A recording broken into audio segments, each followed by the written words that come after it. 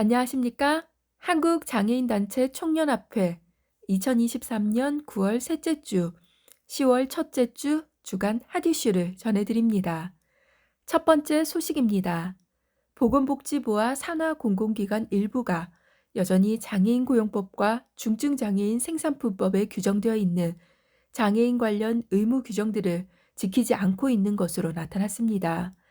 지난 15일 국민의힘 이종성 의원이 고용노동부로부터 제출받은 2020년, 2022년 연도별 보건복지부 및 보건복지부 산하 공공기관 29곳의 장애인 고용 현황 자료에 따르면 보건복지부 및 보건복지부 산하 공공기관 중 일부가 장애인 고용법에 규정되어 있는 의무 고용률을 여전히 준수하고 있지 않은 것으로 나타났습니다.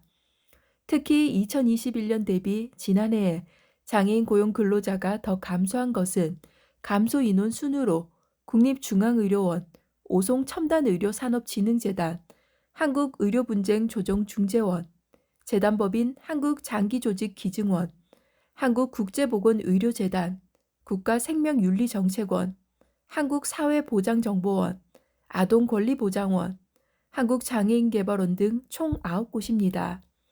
이 중에서도 한국장애인개발원은 공공기관들의 장애인 의무 고용 준수에 대해 매년 국정감사에서 지적이 있었음에도 불구하고 2020년부터 지난해까지 3년 연속 장애인 근로자 감소라는 불명예를 기록했습니다. 보건복지부와 산하기관이 지키지 않고 있는 장애인 관련 의무 규정은 고용과 관련한 규정뿐만이 아닙니다.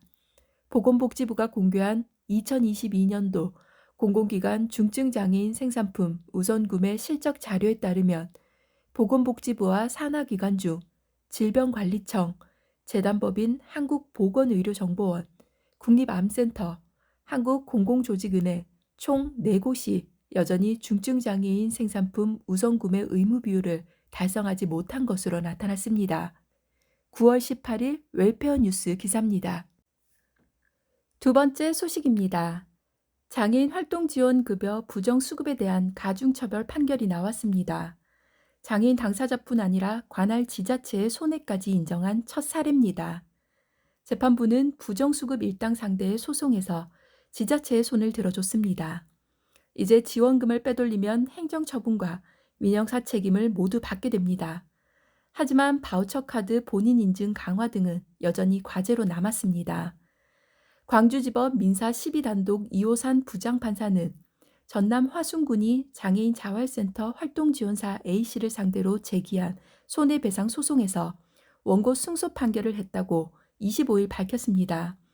이날 재판부는 A씨에게 장애인 자활센터 간부 B씨와 함께 560여만 원을 배상하라고 판결했습니다. B씨는 지난 2017년부터 2020년까지 장애인 수십 명의 바우처 카드를 보관하면서 총 29억 원 상당의 국고 보조금을 빼돌린 것으로 드러났습니다. 중증장애인에게 제가 서비스를 제공한 것처럼 꾸며 바우처 카드를 휴대용 단말기에 인식시키는 수법이 동원됐습니다. 이들은 시간당 급여를 14,000원으로 책정해 4시간에서 8시간씩 일한 것으로 꾸몄습니다. 이 과정에서 A씨 등 활동 지원사들이 공범으로 관여해 B씨와 함께 징역형 또는 집행유예를 각각 선고받았습니다.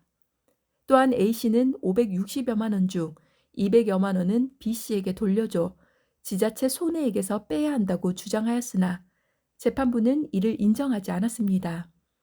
바우처 카드 주인의 지문이나 홍채, 얼굴 인식 등 추가 인증은 요구하지 않으며 한 사람이 두 카드를 모두 갖고 있으면 근무 시간을 조작할 수 있어 바우처 카드 활용, 보조금 유용 사례는 끊이지 않고 있습니다. 부산에서도 장애인 활동 지원 급여 수천만 원을 빼돌린 일당이 유죄 판결을 받았습니다. 또한 지난해에도 전북 남원에서 한 장애인 단체 간부가 바우처 카드를 보관하면서 보조금 수천만 원을 빼돌렸다는 의혹이 제기돼 결국 올해 초 검찰에 송치됐습니다. 이런 이유에서 바우처 카드 악용의 원천 봉쇄 필요성이 제기됩니다. 경찰 관계자는 날이 갈수록 바우처 카드 부정사용 기법이 점점 교묘하게 진화하고 있다며 카드 소지자 지문이나 홍채, 얼굴 인식 등 추가 인증 절차를 도입한다거나 하는 식으로 시스템 개선이 시급하다고 지적했습니다. 이에 정부는 일상의 점검과 안내 원칙만 다시 강조했습니다. 보건복지부 장애인 서비스과 관계자는 바우처 카드 본인 소지 원칙을 다시 한번 안내하고 한국사회보장정보원과 함께 부정수급에 대한 정기 점검도 강화하는 방안을 검토 중이라고 했습니다. 9월 25일 소셜포커스 기사입니다. 이상 2023년 9월 셋째 주, 10월 첫째 주 주간 핫이슈였습니다. 질문 있으시면 댓글로 남겨주세요. 지금까지 목소리 출연의 아나운서 최국화였습니다. 고맙습니다.